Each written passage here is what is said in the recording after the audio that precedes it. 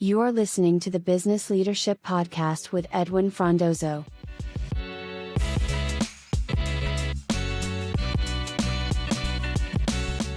I'm Paul Newton, creative producer of this Future Narrator miniseries, and I'm joined by Edwin Frondozo, the host of the Business Leadership Podcast. We're recording live at Web Summit Vancouver 2025, where we're exploring how leaders today shape the future, not just through strategy, but through story. We believe that a strong point of view is what inspires communities, builds movements, and cuts through the noise in uncertain times. So let's dive into this conversation. Today's guest is pioneering the future where your AI twin doesn't replace you, but empowers you.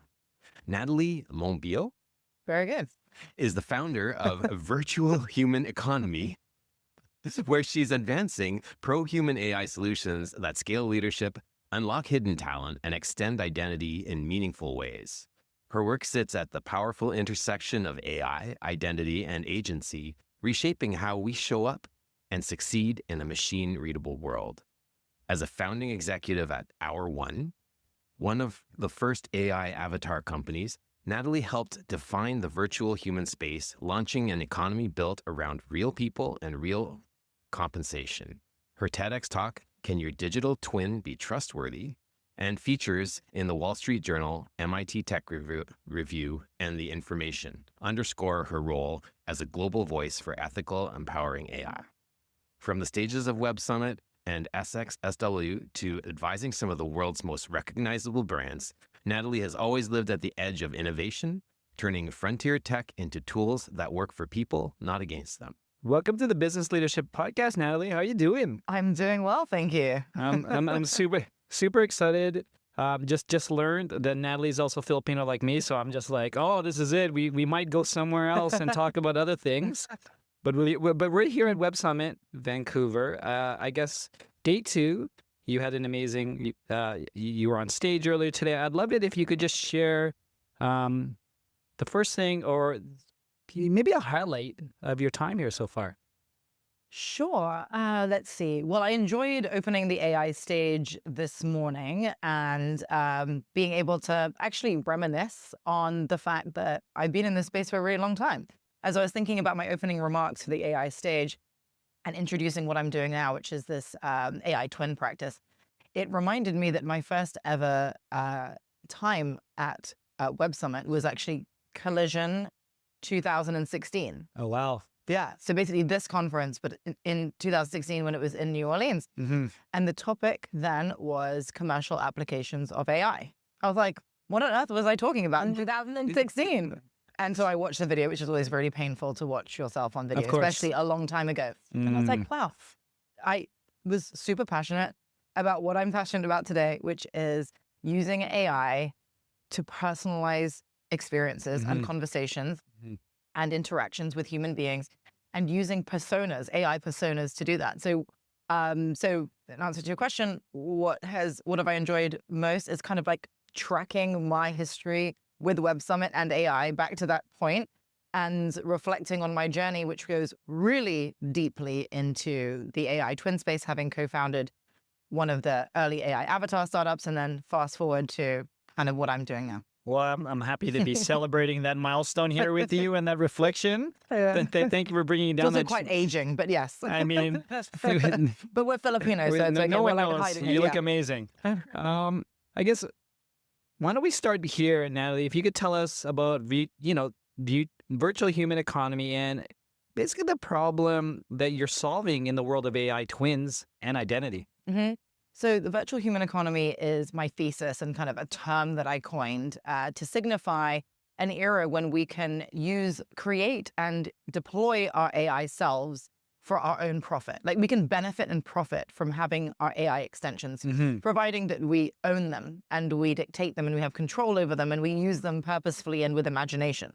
So that's what the virtual human economy is. And at my previous startup, every avatar that we made available on our platform actually had a real human being behind the avatar that got paid for AI appearances. So basically a new form of passive income. And that's probably the thing that really stuck with me from that whole experience, that whole startup experience. And so when it comes to the virtual human economy, I want to kind of extend this idea of having AI twins that can empower us as individuals and empower us as organizations as well.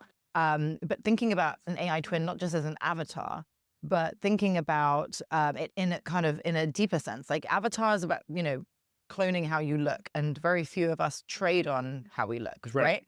But a lot of us trade on our wisdom, our knowledge, our experience, our playbook, that we've acquired and refined over the years. So what the virtual human economy practice is about is creating these custom AI twins, usually for executives or people who are, embody a lot of knowledge and wisdom that other people can benefit from, and to be able to replicate that and enrich it and make it available on a one-to-one basis to, to the people that you want to have access to this. So an example will be a healthcare CEO who oversees a few thousand employees and has acquired a company with another few thousand employees and wants everybody to feel connected to the organization and to feel empowered with knowledge and insight and to feel connected to the culture of the organization. And so so he's creating his AI twin that's going to be made available in Slack as kind of like a persona, the CEO persona that you can chat to anytime, get feedback on stuff.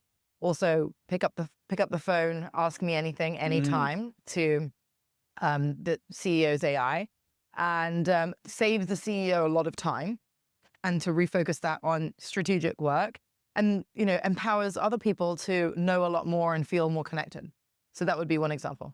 I mean, it's really unique. You're clearly like figuring out a very specific use case when it comes to AI in terms of allowing, in this use case example, I know it's just an example now, allowing them to leverage the technology so they could stay in more high impact tasks, jobs, whatever that may be. And of course, it's important to be there with your team, but allowing this available for anyone, everywhere is amazing. Yeah, it's definitely not a cop-out. It's basically... No, it's not. Like, it's the opposite. It's like, I always think about AI as actually the best way to use AI is not to outsource stuff and like not do so many things yourself. It's actually more to free you to do more and to lean in to whatever it is that you're trying to do more, and to exercise your human ingenuity. So if you are able to like not say repetitive things all day, then, which is tedious but also easier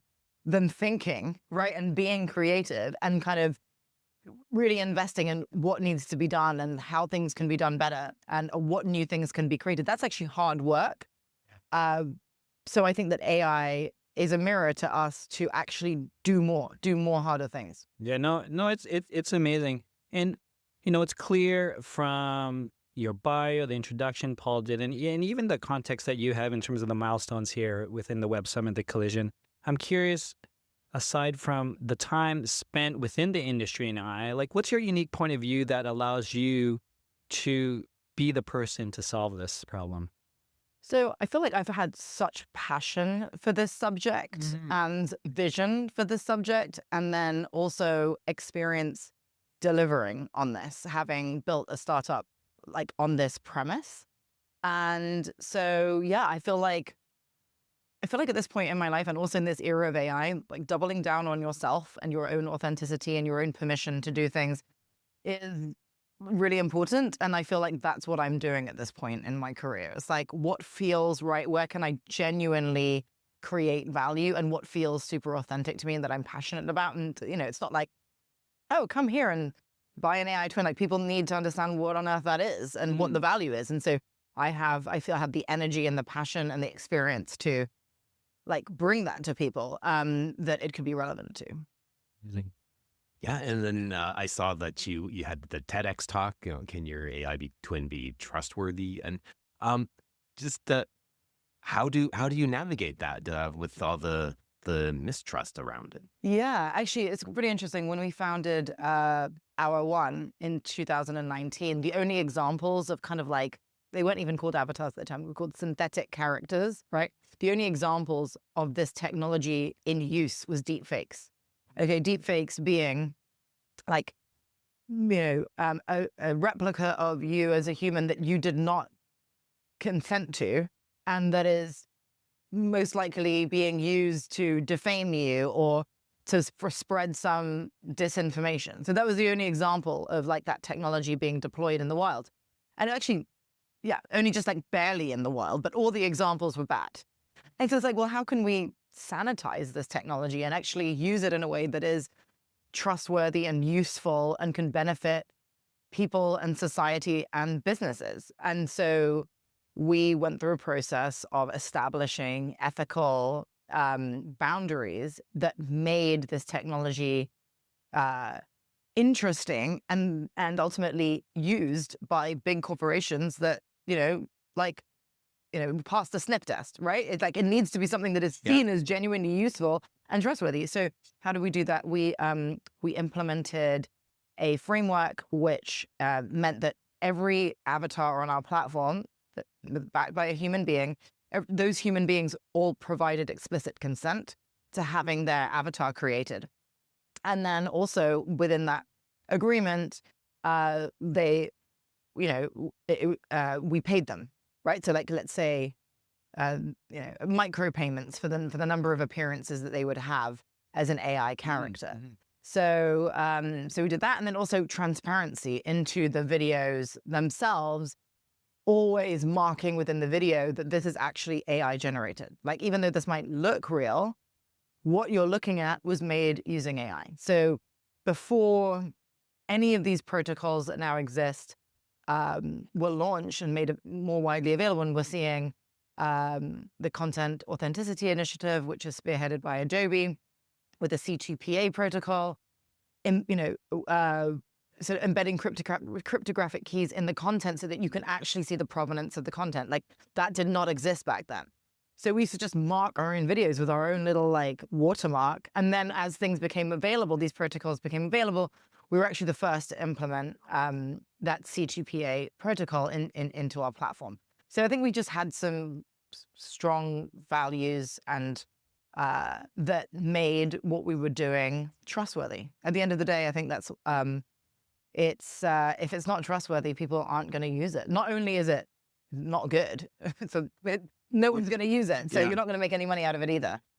And then you're still capturing that authentic piece of the human and what makes them so unique and so such a leader, and putting that in so that they can, like you said, get to the good stuff and do what they're really good at. Yeah.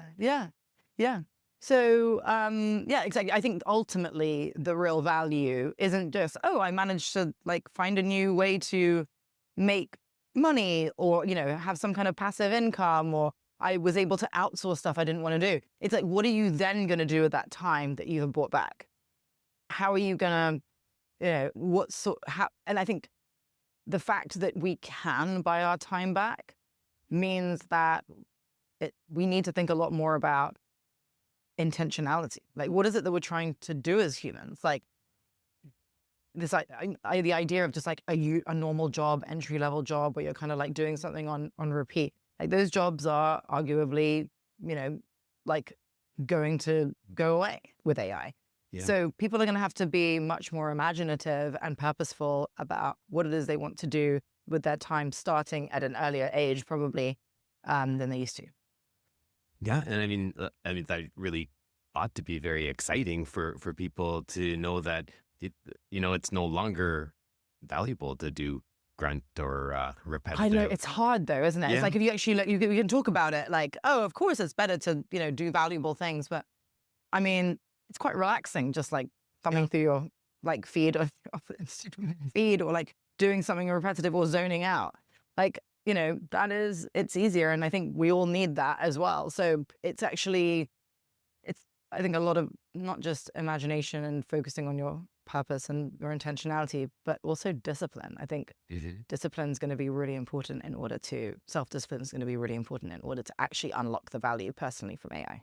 And then I guess, we can't just replace time that is freed up with more to do per se. Mm-hmm. Like, we just have to also acknowledge that humans do need the recharge, or do need some zoning to actually access even higher levels of of consciousness. Right. And some people think that's like a luxury, like, oh, it's easy to say, like, oh, go and do that. It's like, I don't know. I think there's, again, that requires intentionality, right? So if you have to believe that that's a good idea and a goal worth pursuing, connecting to more spiritual ideas and all of that, like that requires believing that or even knowing about that to begin with in order to decide to spend your time that way, right? So Yeah. I think there's going to be a lot of, I don't know, it's not just education, but it's like culture needs to adapt to help make life more meaningful. Well, there's so many adaptations, right? And it's just hitting us like right now.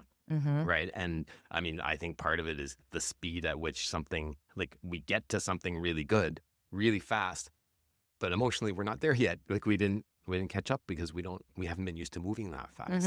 And so, that zoning. Or that slowly. Yeah. What? I mean, we were used to moving that slowly. Yeah, because it's like easy to, in a way, it's like easy to have a job that just keeps you really, really, really busy. Yeah. But if the busy work disappears, it's sort of like, a lot of people like bury themselves in busy work too. So. Yeah, and then the difficulty or the tediousness or the the amount of effort that needed to go into producing something was valued, and all of a sudden, gone. Yes, but then I think that energy and time and imagination can be reinvested into things that you would never have thought of doing, and things that need to exist, and you can will into existence by working really hard at it. Because you don't need to work really hard at whatever it was that kept your hands full before.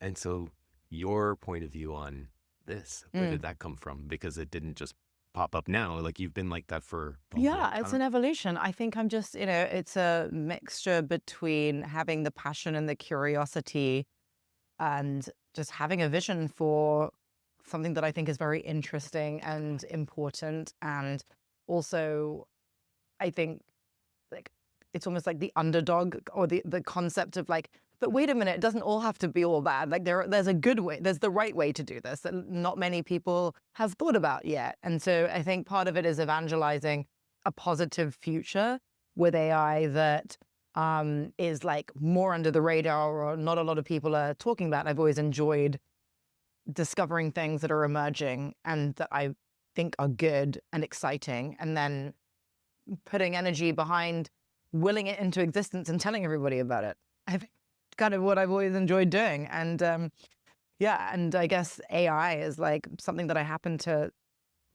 discover or come into contact with at a relatively early time in my career and in the sort of lifespan of AI. And it interested me then, like the human side of it, and that the human side of AI is just the story is evolving and the things that we can do with it are evolving. And then I've had, really tangible hands-on experience building stuff in this realm, which has taught me a lot more things and has shaped my direction. And I'm just sort of like running with it. Natalie, this is, there was a number of things that were going through my head as you and Paul were talking, going back and forth. But one of the key things that excites me when it comes to AI is, and that's really, I think about a lot, and maybe it's partly, where we are, is when you talked about when things slow down, actually. And this is something that fascinates me, is because if we are, like you said, if we remove all this busy work, there's going to be a point where people will have no idea. Just so if you take, and I'm an optimist 100%, but that's what I'm curious at, is because personal development or this awareness or this inward part is scary for a lot of people. And us as leaders, people who are listening or people who are creating and building, I feel like, it's also our responsibility, yes, to enable and empower and provide this AI to everyone to do more, but also to get them to be aware that not everyone might not want to do more, right? And how do we have that conversation as well? Yeah, I think there's a few different ways to answer that question. I think one is... It could be another episode, though, by the way. Yeah.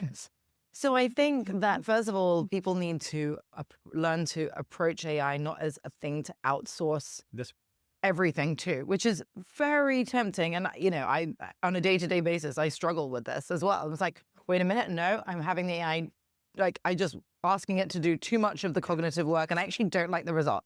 The cognitive work is on me. It can help in some cases, but the cognitive work is on me. I think it's very key to defend that and to learn how to use AI in a way to become more creative instead of to outsource stuff. I think it's pretty scary that, it's no surprise that studies have shown that if you regularly use large language models to do work for you, your cognitive capacity goes down. You basically become dumber. I started writing emails again. Right. Just to get that back to me. Right. Yeah. Because it's like, it's from Grammarly to AI now. I know. I'm like, you know what? I'm going to write these emails myself. Yeah. And I think, it's defending your cognitive abilities is like the first line of defense. And then it's like, okay, so, but what can I do that I couldn't do before with the help of AI? So I think it's like education, seeing how AI can empower you as an individual to do more, to be more creative. I think that's what AI is for, and it needs to be communicated that way and taught that way. Yeah. And I think it has to come from the people who are in this space. Natalie, I think, and me, you, and Paul probably could talk about this, even go to the bar and keep talking about this forever. I'd love it if you could just share your thoughts, maybe on the business leadership aspect, for, when it comes to AI adoption, whether it's internal to your teams or adoption. What comes to mind for a final thought advice to the founders, CEOs, or business leaders who are listening today? Let's see. For them, I'd say really value your own personal experience and your wisdom and reflect on what that is, because that is super valuable.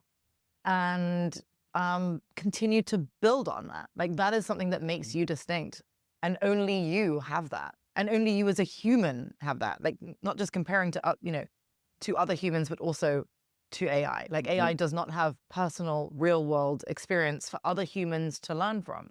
It's hard to be inspired, I think, by what an AI tells you. But it is easy to connect and feel inspired by what other human beings on this human journey have achieved. So I think doubling down and really focusing and reflecting on what does make you wise. And what's been kind of interesting is like a lot of people that I've approached about AI twin stuff in different capacities, and especially like knowledge workers are like, but why would people want my knowledge versus an AI? I'm like, wait a minute, you're a consultant that trades off your knowledge. Like, what is it about? Like, is there some sort of insecurity there? Yeah. I mean, it was a very important insight. Wait a minute, like, okay, so if you don't sort of package up and separate your knowledge, or if you're separating your knowledge from you, is your knowledge just then a commodity that competes with AI? That's kind of interesting. So the insight that I got from these consultants is actually, it's you plus your knowledge. That's what's valuable. I love that. Yeah. Right. Yeah. And if you basically package it up and sort of separate from you, then it becomes competitive with knowledge from AI. And you'll lose, actually. Yeah, exactly. Yeah. And so connecting it to you, I think, is important. Thank you for joining us on the Business Leadership Podcast. Thanks for having me.